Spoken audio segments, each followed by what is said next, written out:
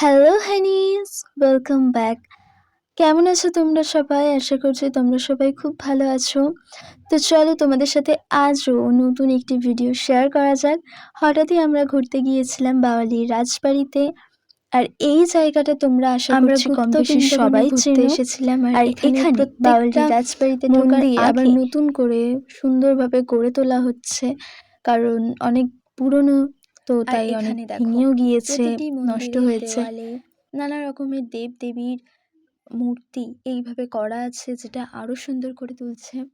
আর এইখানে যতটা শোনা গেছে যে রাধাকৃষ্ণের সোনার মূর্তি রয়েছে, আর জগন্নাথও আছে, যেটা আমাদের কষ্টি পাথরের।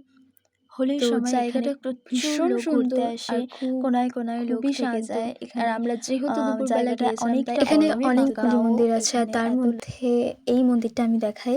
আর এই যে মন্দিরের সামনের দৃশ্য, আর ওখানে আমি একটু মন্দিরের দেখানোর গেট চেষ্টা দেখা করেছি। যাচ্ছে সবকিছুই। আর এখানে যে মানে টোটাল যে জায়গাটা, সেটাও আমি তোমাদের একটু দেখানোর চেষ্টা করব, হয়তো পুরোটা না হলেও তো সামথিং আমি পুরোটা তোমাদের না হলেও দেখানোর আমি চেষ্টা একটু করব। দেখানোর চেষ্টা করেছি। আর আর একটা মন্দির এখানে তোমরা দেখতে পাচ্ছ। প্রথমেই বলেছিলাম যে দেখতে পাচ্ছ নতুন তোমরা করে এখানে সব এখানে করছে। ঘন ঘন মন্দির।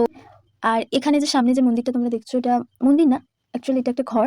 তো এটা অনেকেই বলেন যে তখনকার রাজরাজা আমলের এখানে সব এই ঘরগুলো করেছেন। তো এখানে ঘরের এইখানে আমি প্রত্যেকটা জিনিস একটুখানি দেখিয়ে দেবো তোমাদের। এই দেখো, এগুলো অনেক দিন পুরনো। আর এখানে প্রত্যেকটা দেখতে পাচ্ছ কি সুন্দরভাবে করা, পুরনো ঠিকই কিন্তু খুব আকর্ষণীয়। আর এখানের ওপরের ঘরে যে কি আছে, সেটা আমার খুবই দেখার মনে হয়েছিল যে এখানে কিছু না কিছু তো এমন আছেই, যেটা আমি গেলে দেখতে পাবো, কিন্তু এখানে কাউকে উঠতে দেয় না।